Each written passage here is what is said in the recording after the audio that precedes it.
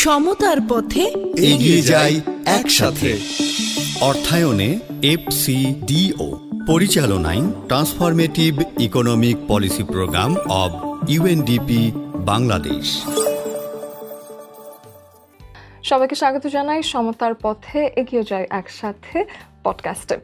FCDOর অর্থায়নে UNDP এর অধীনে পরিচালিত transformative economic policy programme radio স্বাধীনের সহযোগিতায় 16 Days of Activism Against Gender-Based Violence ক্যাম্পেইনের অংশ হিসেবে 10 দিনের পডকাস্ট সম্প্রচার করছে, যার প্রধান উদ্দেশ্য সাধারণ মানুষের ভেতর লিঙ্গ সমতা এবং নারীর আর্থিক ক্ষমতায়ন বিষয়ে সচেতনতা বৃদ্ধি করা। আপনার সঙ্গে আছে আমি অহনা তাসনিম খান। আমাদের এই আয়োজন আপনারা শুনতে পাচ্ছেন রেডিও স্বাধীন 92.4 FM এ। Definitely you can visit our website, that is radioswadhin.fm। এছাড়াও লাইভ দেখতে পাচ্ছেন রেডিও স্বাধীনের ইউটিউব চ্যানেলে এবং ফেসবুক পেজে। We are here to discuss a very serious issue, and that is financial inclusion for marginalised women, financial decision making. I think যে এই বিষয়টা নিয়ে কথা বলাটা এই সময় ভীষণ গুরুত্বপূর্ণ, এবং আমরা দুজন বেশ প্যাশনেট এই বিষয়ে কথা বলবার জন্য অতিথিকে ডেকেছি আমাদের কাছে রেডিও স্বাধীনে। চলুন পরিচিত হই তাদের সাথে। শুরুতে আমাদের সাথে আছেন Shams Azad, deputy director corporate sales, bank partnership, NGOs alternative financial product, Upay. Welcome. Thank you very much.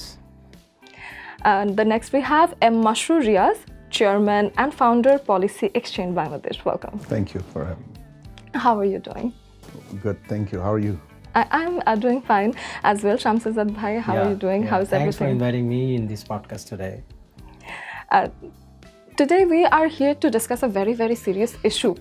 2024 এসে এই ধরনের বিষয় নিয়ে কথা বলাটা আমার কাছে মনে হয়েছে একটু প্রয়োজনও বটে, এবং এখন আমার মনে হচ্ছে যে বাংলাদেশ ডেভেলপিং কান্ট্রি, ডেভেলপড হতে গেলে দেখা যায় যে একটা জনগোষ্ঠী, যা অর্ধেকের বেশি জনগোষ্ঠী, তাদের ফাইন্যান্সিয়াল ডিসিশন মেকিং এবং এই বিষয়গুলো নিয়ে কথা না হলে ডেভেলপড হতে হয়তো একটুখানি বাকিও আছে। তো সেই বিষয়ে the first question I have towards Shams Azad, what is the current landscape of financial decision making among marginalized women, and how well do women who earn an income or receive financial assistance through social schemes manage or retain control over their finances? Right. So প্রথমে আমি UNDP এবং radio স্বাধীনকে ধন্যবাদ জানাই আজকে এই podcast arrange করার জন্য এবং আমাকে ইনভাইট করার জন্য। সো আমি আমার সামান্য অভিজ্ঞতা মোবাইল ফাইন্যান্সিয়াল সার্ভিস এবং মাইক্রো ফাইন্যান্সের কাজ করার অভিজ্ঞতা থেকে প্রশ্নটা আনসার দেওয়ার চেষ্টা করছি। সো আমাদের যেটা অবজারভেশনে আসছে যে গত 3-4 বছরে স্পেশালি যখন কোভিড-19 প্যান্ডেমিকের ভেতরে আমরা দেখলাম যে ডিজিটাল ফাইন্যান্সিয়াল সার্ভিসেসের একটা আপসার্জ আমরা দেখতে পেয়েছি। তো এতে করে যেটা হয়েছে যে কোনো একটি ফাইন্যান্সিয়াল অ্যাকাউন্ট ব্যবহার করার অ্যাট এনি ফর্ম, সেই ব্যবহার করার ইউসেজ প্যাটার্নটা অনেক বেড়েছে। তো সঙ্গত কারণে এই ওয়েভটার কারণে আমরা দেখতে পাচ্ছি যে ফিমেল ইউজারদের ভেতরেও পার্টিকুলারলি মোবাইল ফাইন্যান্সিয়াল অ্যাকাউন্ট ব্যবহার করার প্রবণতাটা অনেক বেড়েছে। সো যেমন আমরা সরকারি ভাতা প্রদান, গভর্নমেন্ট স্টাইপেন্ড ডিসবার্সমেন্ট হোক, অথবা RMG ওয়ার্কারদের ওয়েজ ডিজিটাইজেশনের ওয়েভ বলি, অথবা হচ্ছে যে খুব বেসিক লেভেলের যে আমরা হচ্ছে যে প্যান্ডেমিকের ভিতরে যে বিভিন্ন গ্রান্ট ডিস্ট্রিবিউশন হয়েছে অনেক পক্ষ থেকে, তখন কিন্তু অনেক অ্যাকাউন্ট খোলা হয়েছে, এবং ঠিক সেই সময়েই কিন্তু কিছু ইনোভেশনও হয়েছে ইন্ডাস্ট্রিতে, যে অ্যাকাউন্ট খোলাটা খুব ইজি হয়ে এসেছিলো। আগের মতো সেই অনেক বড় পেপার বেসড অ্যাকাউন্ট খোলা থেকে বেরিয়ে ডিজিটালি অ্যাকাউন্ট খোলার পদ্ধতিগুলো এসেছিলো, যেই কারণে পেনিট্রেশন ওয়াইজ আমরা দেখেছি যে যদিও এখনও জেন্ডার ডিভাইড রয়ে গেছে, 10-15% জেন্ডার ডিভাইড এখন এক্সিস্ট করে, বাট স্টিল ফিমেল ইউজারদের ভিতর এই পেনিট্রেশনের রেটটা বেড়েছে। But does that actually ensure her control over the resource, control over the money she is getting in that wallet or in that account? Yes. This is still a question mark. এটাতে আমাদের আসলে আরও কাজ করতে হবে, because আমরা দেখেছি যে এখানে দুটো প্রবলেম আমরা দেখেছি। একটা প্রবলেম হচ্ছে যে আমরা যদি একটু বটম সেগমেন্টে যারা মার্জিনালাইজড ফিমেল ইউজাররা ব্যবহার করছেন, তারা বিভিন্ন ক্যাশ ইনকামিং হিসেবে যেটা রিসিভ করছেন, device ownership is a problem. অনেক জায়গায় দেখা যায় যে the female person of the family, she doesn't actually won the device. অনেক জায়গায় দেখা যায় যে হয়তো উনি হাজব্যান্ডের নাম্বারটা ব্যবহার করছেন, অথবা ছেলে বা মেয়ের নাম্বারটা ব্যবহার করছেন এই পার্টিকুলার টাকাটা পাওয়ার জন্য। Practice for marginalised women. কিন্তু আপনি যদি আবার কথার কথা যে আপনি যদি একটু নেক্সট সেগমেন্টে যান আরএমজি ওয়ার্কার, সেখানে আপনি হয়তো দেখবেন যে হচ্ছে যে তারা অনেকেই এখন হয়তো ডিভাইসটা অন করে, বাট সেখানেও আবার অন্য কোশ্চেন চলে আসে, কয়জন স্মার্টফোন ব্যবহার করছে, আবার কয়জন বাটন ফোন ব্যবহার করছে। বিকজ যে মোবাইল ফাইন্যান্সিয়াল সার্ভিস ব্যবহার করতে হলে you need to operate in a different. আপনি যদি ফিচার ফোন ব্যবহার করেন, you have to cross multiple steps in a limited time. যদি ওখানে মিস হয়, you have to start it once again. And to have ওই যে বিজি লাইফ, আমার মনে হয় যে যারা মার্জিনালাইজড ওমেন, তাদের আসলে সংসার এবং কাজ সবকিছু মিলিয়ে they have so much things to do, যে তারা আসলে এতগুলো স্টেপ ফলো করে এই ব্যাংকিং আমি করলামই না, এরকমও আসলে। হ্যাঁ, সো এই জন্যই যে দ্বিতীয় সমস্যা যেটা হচ্ছে যে অনেকে হয়তো রিসিভ করছেন, বাট এই যে ইউসেজ প্যাটার্নের প্রতি অভ্যস্ততা না থাকার কারণে ইনার্শিয়া কাজ করে, এই জিনিসটাও প্রিভেল করে মার্জিনালাইজ সেগমেন্টে। সো যে কারণে আমরা এই স্টোরিজগুলো কিন্তু শুনি যে একটা স্টাইপেন্ড পাওয়ার পর উনি মোবাইলটা নিয়ে এজেন্টকে ফোনটা দিয়ে দেয়, দিয়ে বলে যে এখান থেকে আমার টাকাটা বের করে নিজে অপারেট করছে। It happens. So is she controlling the amount she is receiving? Not yet. Marginal সেগমেন্টে এখনও অনেক জায়গায় আমরা দেখতে পাচ্ছি যে টাকাটার উপর তার male counterpart of the family is having a প্রচ্ছন্ন কন্ট্রোল। আমি খুব রিসেন্ট একটা উদাহরণ দিতে পারি যে আমরা একটা আরএমজি ওয়ার্কারের স্যালারি ডিসবার্স করেছি, বাট কোনো একটা টেকনোলজি গ্লিচের কারণে সেদিন উনি ওটা ক্যাশ আউট করতে পারেননি। But her husband is not believing that. Her husband is understanding যে she is having some relation with someone else and he withdraw the money and give it to him. আচ্ছা, so it's a very complex situation. তার মানে husband কিন্তু control করতে থাকে। So আমার মনে হয় যে বেসিক লেভেলে জায়গাগুলোতে কিছু কাজ হয়েছে, বাট ফিমেলের কন্ট্রোল ওভার দ্য রিসোর্স আমাদের আরও কাজ করতে হবে। ওমেন শুড বি আসলে টেকনিক্যালি আরেকটু সাউন্ড হওয়ার যে প্র্যাকটিসটা, এটা আসলে আমাদের মধ্যে একটু আনাও দরকার। অনেক আগে থেকে এটার একটা প্রি অ্যাজিউমড ভাবনা আছেই যে মেয়েরা আসলে টেকনোলজিক্যালি বেশি একটা সাউন্ড না, ছেলেরা বেশি সাউন্ড। তো এই ভাবনাটা হয়তো ওমেন মাইন্ডেও ঢুকে গেছে যে না, হয়তো আমি পারবো না, একটা ছেলে বেশি ভালো পারবে। On that point Mashrur Riaz ভাই, there is persist a societal belief that women are incapable of making sound financial decisions like the technologically friendly thing. How can we work towards changing this perception and empowering women to take ownership of their own financial autonomy? Thank you. Very important point. এটার সূত্রটা কিন্তু আমাদের অনেক গভীরে। এইটা you R correct, এরকম একটা perception আছে। সেটা কোত্থেকে এসছে?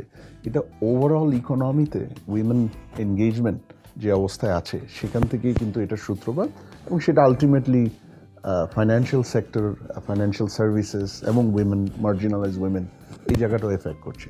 এটা আমি কেন বলছি? আমাদের পপুলেশনের মেজরিটি কিন্তু উইমেন, 56%-এর মতো কাছাকাছি। কিন্তু আমি যদি আপনি ইকোনমিক এনগেজমেন্ট দেখেন, উইমেন অনলি 36-37, এটা কেউ কেউ বলে এখন একটু 41 হয়েছে, ভ্যারিং ডেটা আছে। তো 36 বা 41% of women are economically engaged, বাকিটা না। তাহলে আমাদের যে অর্থনীতিতে হিস্টোরিক্যালি এই এখনও 2024 পর্যন্ত the population, both men and women, they are not use to seeing women in economic actions. হ্যাঁ, আর যদি ব্যবসা বাণিজ্যে আসে, যেখানে ডিসিশন মেকিং উইমেনরা, মানে women own business, women led business, সেটার সংখ্যা তো একেবারেই কম। আপনি যদি একদম সেটা মাইক্রো বিজনেস হোক, স্মল বিজনেস হোক, আর লার্জ বিজনেস হোক, আমাদের women led business, women managed, মানে হেড অফ ম্যানেজমেন্ট উইমেন বা উইমেন লেড বিজনেস, একেবারে সংখ্যা খুব কম। এখনও কোনো একটা ডায়লগ হলে, কোনো একটা এনগেজমেন্ট, কোনো একটা বিজনেস, ট্রেড, ইনভেস্টমেন্ট নিয়ে অনুষ্ঠান হলে, ওই জেন্ডার ব্যালেন্স করতে গিয়ে দেখা যায় যে এনাফ উইমেন রিপ্রেজেন্টেটিভ কোয়ালিফাইড, মানে যারা কোয়ালিফাইড ইন এ সেন্স, পড়ালেখা তো আছেই, কিন্তু মোর সো যে তারা এই কাজটা করছে হাতে কলমে, খুব বেশি পাওয়া যায় না, খুঁজতে হয়, একটু চিন্তা করতে হয়। এইটারই ইম্প্যাক্টটা কিন্তু ইকোনমির প্রত্যেকটা সেগমেন্টে রয়েছে, এবং সেটাই আমরা ফাইন্যান্সিয়াল সার্ভিসেসের ক্ষেত্রেও আমরা দেখি যে, বা ইকোনমিক ডিসিশন মেকিংয়ের ক্ষেত্রে একটা পারসেপশন হয়ে গেছে যে women are not capable of economic decisions or their own decision. কিন্তু এটা রং। এটা রং কেন? I think in God gifted ওয়েতেই women have lot of advantages over men. They are more patient, they are more detail, তারা responsibility sense বেশি। এটা শুধু বাংলাদেশে না, দিস ইজ হিউম্যান, রাইট? তো সেইখানে যার রেসপন্সিবিলিটি সেন্স বেশি, যে মোর হার্ড ওয়ার্কিং বা পেশেন্স বেশি, তো তার ডিসিশন মেকিংয়ে তো অলরেডি অনেক ভালো ফিচার্স তার মধ্যে inbuilt. This is god gifted. Second, বাংলাদেশে উইমেন এম্পাওয়ারমেন্ট ওভারঅল লিটারেসি কাজে আগে যা ছিল তার থেকে তো বেড়েছে। তার মানে কি তারা তো এই কাজগুলো এখনও যেখানে থাকা দরকার সেখানে নেই, কিন্তু আমি যদি 20 বছর 30 বছর 40 বছর প্রগ্রেসটা দেখি, ধীরে ধীরে কিন্তু এটা বেড়েছে। তো সেই ক্ষেত্রে আমার মনে হয় যে বছর বছর ধরে নারীদের ভেতরে একটা পরাধীনতার প্র্যাকটিস সেই যে তখন থেকে আছে, তো সেই পরাধীনতার একটা স্টেটমেন্ট মাথায় বসে যাওয়াটা সেটাও আসলে এক ধরনের ভায়োলেন্স। এবারকার যে 16 days of activism against gender based ভায়োলেন্সে একটা থিমও দিয়ে দিয়েছে তারা, সেটা হলো towards Beijing +30 unite to end violence against women and girls. So we want to end this violence and এই ফাইন্যান্সিয়াল ডিসিশনটা যেদিন থেকে ওমেন নেওয়া শুরু করবে, আই থিঙ্ক সেখান থেকে একটা ভায়োলেন্স কমে গেল, কিংবা নিজের একটা ভায়োলেন্স তারা কমাতে আসলে সক্ষম হবে। What do you think? না দেখেন, অবশ্যই violence, societal violence against women, এইটা তো তখনই খুব বেশি বেড়ে যায় যখন উইমেন আইদার তাদেরকে ডিসএম্পাওয়ার করা হয় অথবা তারা নিজেরা তারা এডুকেশন, এমপ্লয়মেন্ট, সোশ্যাল অ্যাক্টিভিটি এখানে তাদের পার্টিসিপেশন কম থাকে। এবং এই এম্পাওয়ারমেন্টের একটা বড় অংশ কিন্তু ইকোনমিক এম্পাওয়ারমেন্ট এবং ইকোনমিক অ্যাক্টিভিটিতে পার্টিসিপেট করা, সেইটা এই যুগে এসে এটার একটা বড় ইনস্ট্রুমেন্ট হচ্ছে ফাইন্যান্সিয়াল ইন্টারাকশনস। এবং এই ফাইন্যান্সিয়াল ইন্টারাকশনস, সেটা access to financial accounts, mobile payment services যেমন উপায় বা বিকাশ, আমরা এগুলো আছে এখন বাংলাদেশে। এইখানে যত বেশি মেয়েদের পার্টিসিপেশন হবে তাদের নিজেদের কনফিডেন্স বাড়বে, আর ওই যে একটা পারসেপশন লেগেসি ইস্যু সেটাও কিন্তু ভাঙা শুরু হবে। সুতরাং আমি মনে করি যে বাংলাদেশে যে এখন বাংলাদেশের ফাইন্যান্সিয়াল সেক্টরে অনেক প্রবলেম আছে, কিন্তু একটা ভালো দিক হলো এখানে টেকনোলজির ব্যবহার, মোবাইল ফাইন্যান্সিয়াল সার্ভিসের ব্যবহার, এটা বাড়ছে। এটা বাড়ার ফলে মেয়েদের তো ধরেন আসলে একটা ব্যাংক ব্রাঞ্চে যাওয়া এত সহজ না, আর একটা অফিসে যাওয়া এত সহজ না। মানে শহরে সহজ হলেও peri urban, semi urban, rural এরিয়াতে তো খুব ডিফিকাল্ট। সেই জায়গায় mobile financial services it enables them to do the financial transactions, economic transaction ঘরে বসেই। এইখানে কিন্তু এমএফএস এর একটা সুবিধা। তার মানে কি আমাদের টেকনোলজি আনতে হবে, আমাদের এডুকেশন যত বাড়বে তত এই পার্টিসিপেশনগুলো বাড়বে। আর আরেকটা হলো অ্যাওয়ারনেস। এখন অ্যাওয়ারনেস এইখানে কিন্তু দুই জায়গায়, মেন অ্যান্ড উইমেন দুই জায়গায় আছে। উইমেন যে তাদের পসিবিলিটিস কী, তাদের স্ট্রেংথস কী, এবং সেটাতে জন্য যে তারা যে তৈরি, আর তৈরি না হলে গ্যাপসগুলো কোথায়, এই অ্যাওয়ারনেসটা উইমেনদের, ফিমেলদের এটা বাড়াতে হবে। কিন্তু এর সাথে সাথে মেল পপুলেশন তাদেরকেও কিন্তু এই অ্যাওয়ারনেসের টার্গেট অডিয়েন্স করতে হবে। কেন, ওই যে আপনি বললেন না অনেক দিন ধরে ভুল ধারণা কন্টিনিউ করছে, লেগেসি ইস্যু কন্টিনিউ করছে। আমাদের ফিমেল পপুলেশনের যে প্রগ্রেস হয়েছে এবং তার সাথে সাথে ফাইন্যান্সিয়াল সেক্টরে টেকনোলজি সার্ভিসেস প্রগ্রেস হয়েছে, যে মেয়েরা যে বাসায় বসেও, যে বাইরে যাচ্ছে তার তো আছেই অনেক অপশন, কিন্তু যে বাসায় বসে আছে তারও যে অনেক অপশনস আছে, এবং এর মাধ্যমে যে পুরো ফ্যামিলিটা বেনিফিটেড হতে পারে। আর পৃথিবী জুড়ে এইটার বেনিফিটস কি হয়েছে, এই যে বেস্ট প্র্যাকটিস শেয়ার। সুতরাং আমাদের যেখানে এই ভুল ধারণাগুলো খুব বেশি, মানে male part of the population, তাদেরকেও এই অ্যাওয়ারনেসের আওতায় আনতে হবে। একেবারেই তাই। এই বিষয় নিয়ে আরও অনেক কিছু আমি জানবো আপনাদের কাছ থেকে, কিন্তু ভিডিও ক্লিপস আছে আমাদের কাছে, কিছু পাবলিক ওপিনিয়ন, মানুষ আসলে কি ভাবছে এই বিষয় নিয়ে, চলুন দেখে আসি।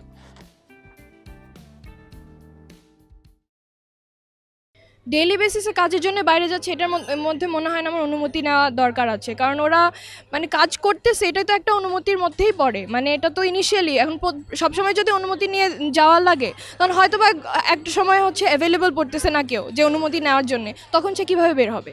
ধরেন হাজব্যান্ড বেশি ইনকাম করতে পারতেছে না, তো সংসার অনেক টানাটানি রয়ে গেছে, তো এখন কি করা যায় যে বউ এবং জামাই দুইজনই সমানভাবে উপার্জন করে ফ্যামিলিটাকে চালায় নিচ্ছে। আর এটা ডিপেন্ড করতেছে যে কোন মহিলাটা অথবা কোন মেয়েটা কোন কাজের জন্য সে উপার্জনটা ইউজ করে।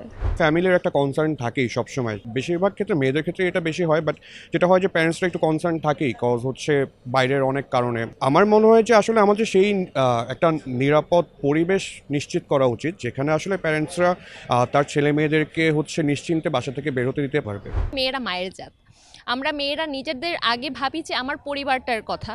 যেমন আমি যদি 10 টাকা উপবৃত্তি পাই, আগে আমি ভাবো যে আমার ছোটো ভাইয়ের জন্য কিছু পড়াশোনার জন্য কিছু প্রয়োজন, তার পিছনে খরচ করা লাগবে।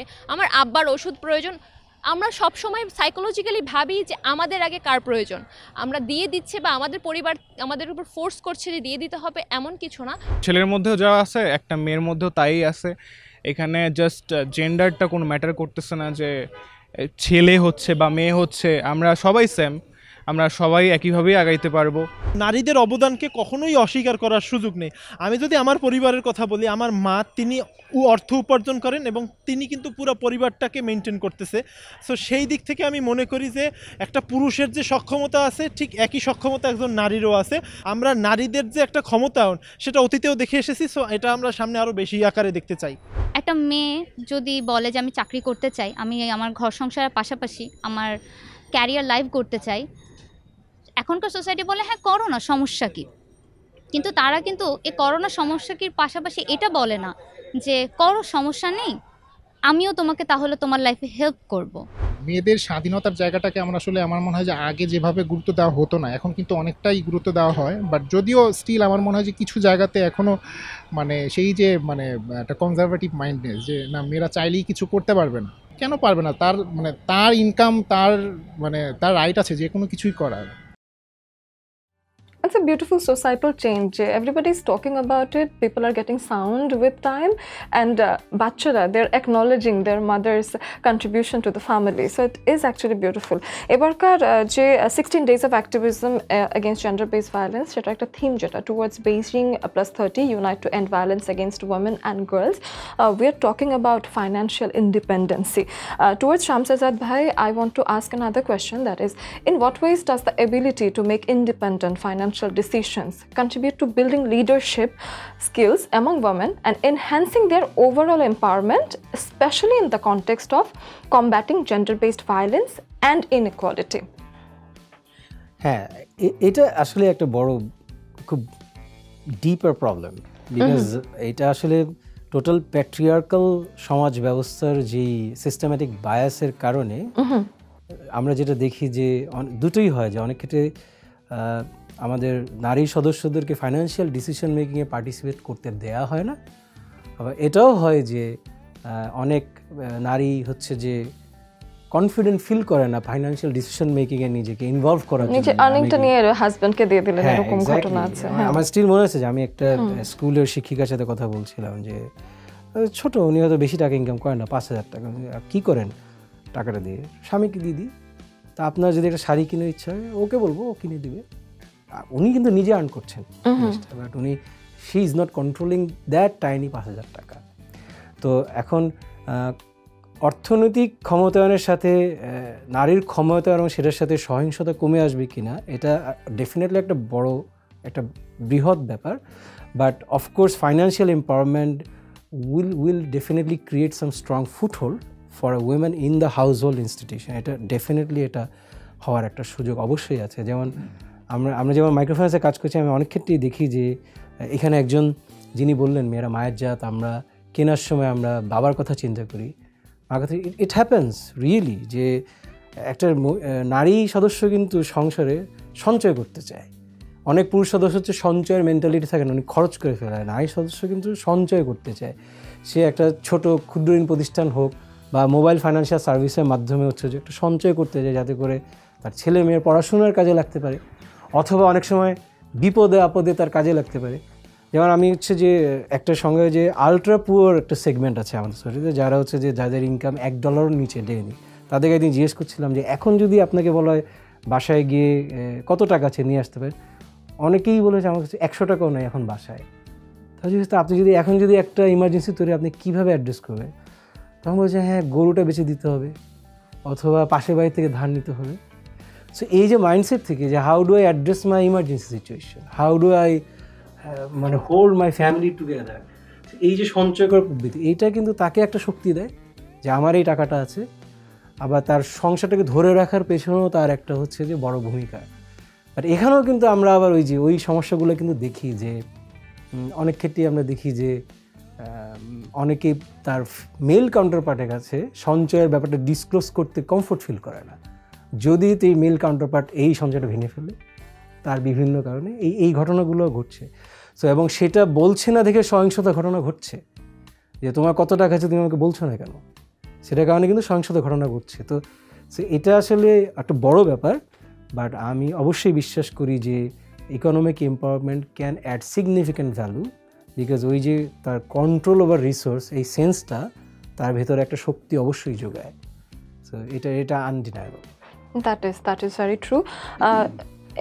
Masroor Riaz Bhai, I want to ask you another question, that are women even aware of their rights to make autonomous financial decision, and what steps can be taken to increase this awareness and ensure that marginalized women are fully informed of their rights, especially in the context of economic independence as a means of combating violence and discrimination?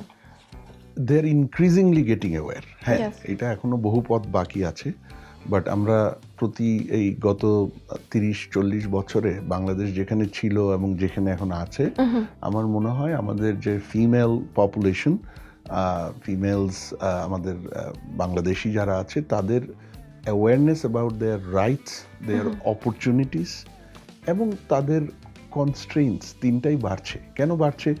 এই সময়টাতে thanks to আমাদের government, development partners এবং NGOs like BRAC, তারা কিন্তু এই যে women empowerment নিয়ে সার্বিকভাবে কাজ করছে। আমাদের সরকারের বেশ কিছু প্রোগ্রাম আছে, এই যে ইউএনডিপি যারা আজকে আপনাদের আমাদের এই প্রোগ্রামটাকে সাপোর্ট করছে, এফসিডিও সহ, ইউএনডিপির স্বপ্ন বলে একটা চমৎকার প্রোগ্রাম আছে। এটা উইমেন এম্পাওয়ারমেন্ট এবং মার্জিনাল উইমেন, তাদের যে বিভিন্ন রাইটস, বিভিন্ন অ্যাওয়ারনেস, এগুলো বাড়া, অ্যাক্সেস টু সার্ভিসেস, এগুলো নিয়ে কাজ করছে।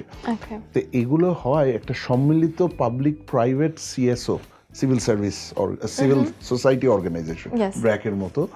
এই সম্মিলিত প্রচেষ্টায় কিন্তু এই অ্যাওয়ারনেসটা আগে থেকে অনেক বেড়েছে। তবে এখানে ভ্যারিয়েশন আছে, ডিভাইড আছে। আপনার শহরে আপনার স্কুল কলেজে পড়েছে এরকম যারা, তাদের মধ্যে অ্যাওয়ারনেসটা যতটুকু, rural population, semi urban population, যে ছোট্ট ছোট্ট মফস্বল টাউনে থাকে, অথবা যারা হয়তো প্রাইমারি স্কুল থেকেই ঝরে পড়েছে বা স্কুলে আসতে পারেনি, এদের মধ্যে কিন্তু অ্যাওয়ারনেসটা এখনো অনেক দুর্বল। সুতরাং সেই জায়গায় আমাদেরকে কিন্তু এটা তো ওভারঅল এটা একটা বেসিক রাইটসের মতো, যে আমার ইকোনমিক অপরচুনিটি এবং সেটা পারসিউ করার আমার রাইটস, সেইটা it's a part of human rights. আপনি মানুষ হিসেবে আপনার যে রাইটসগুলো এর মধ্যেই পড়ে। সুতরাং এইখানে আমি শুধু শহরের, শুধু কলেজ ইউনিভার্সিটি যারা করেছে তা, বা ইভেন হাই স্কুল বা ইন্টারমিডিয়েট পর্যন্ত যারা পড়েছে, তাদেরটা থাকবে, বাকিদেরটা থাকবে না, এটা আমরা এই ডিভাইডটা আমরা হতে দিতে পারবো না। সুতরাং আমাদের এখনও অনেক কাজ করার আছে। তাহলে কি করতে হবে? ওই যেই সেগমেন্টগুলো পিছিয়ে আছে তাদেরকে আমাদের আইডেন্টিফাই করতে হবে। খুব কঠিন কিছু না, আমরা জানি, কিন্তু তাদেরকে অ্যাকচুয়ালি জিওগ্রাফিক ম্যাপিং করতে হবে, যে এই জেলাগুলোয় পিছিয়ে আছে, এই থানাগুলোয় পিছিয়ে আছে। দেন তাদেরকে টার্গেট করে আমার প্রোগ্রাম রোল আউট করতে হবে, সেটা সরকার থেকে হোক, উপায়ের মতো প্রতিষ্ঠান তাদের, কারণ ওনাদের কিন্তু এখানে হোয়াটস ইন ইট ফর দেম, তারা কেন করবে? তাদের কিন্তু ব্যবসায়িক রিটার্ন আছে। এটা কাইন্ড অফ মেইন স্ট্রিম ব্যবসার মাধ্যমে একটা সোশ্যাল বিজনেস বলি বা সোশ্যাল অবজেক্টিভ বলি, সেটাও কিন্তু অ্যাড্রেসড হবে। সুতরাং এটা হয়তো তারা করবে। আমরা দেখেছি গ্রামীণ ফোন যখন শুরু হয়েছিল একদম শুরুতে 95-96, তারা কিন্তু ওই যে ফোন লেডি এর মাধ্যমে একদিকে গ্রামের মেয়েদের একটা নতুন ধরনের বিজনেস অপরচুনিটি ক্রিয়েট করেছে, বাট ওদের মাধ্যমে ওরা আবার বাড়ি বাড়ি গিয়ে গ্রামের মেয়েদের ফোনের অ্যাক্সেস সেটাকেও এনেবল করেছে। আস্তে আস্তে এখন দেখেন মোবাইল ফোনের প্রায় সব জায়গাতেই আছে, মানে মেয়েরা মোবাইল ফোন ব্যবহার করছে, আরো বেশি করতে পারে। Nobody need to be taught anymore. Everyone is sound enough. একইভাবে ফাইন্যান্সিয়াল লিটারেসি বাড়াতে হবে, ইকোনমিক অপরচুনিটি, সেখানে ফাইন্যান্সিয়াল অ্যাক্সেস এবং সেই ফাইন্যান্সিয়াল অ্যাক্সেস ব্যবহারের জন্য ফাইন্যান্সিয়াল লিটারেসি, সেই প্রোগ্রামগুলোও নিয়ে আসতে হবে। Thank you both of you for an enlightening discussion. I think we can do better. Let's just hope that. দর্শক, আজকের আমাদের যে আয়োজন সমতার পথে এগিয়ে যায় একসাথে, এটা একটা থিম অবশ্যই আমরা রেখেছি 16 days of activism against gender based violence। এবারকার থিম হলো towards Beijing +30 unite to end violence against gender against women and girls. এবং আজকের এই আলোচনায় আমার মনে হয় যে অনেক কিছু উঠে এসেছে এবং আমরা আসলে পুরো একটা আলোচনায় নারীদের সক্ষমতা এবং আর্থিক ক্ষমতায়নে তাদের যে সচেতনতা বাড়া দরকার সেই বিষয়গুলো নিয়ে কথা বললাম। আশা করি আপনারাও আসলে এই বিষয় থেকে অনেক কিছু জানতে পারলেন। আবারও সামনের দিনে এরকমই কোনো একটা বিষয় নিয়ে চলে আসবো আপনাদের সাথে। আজকের মতো বিদায় নিচ্ছি।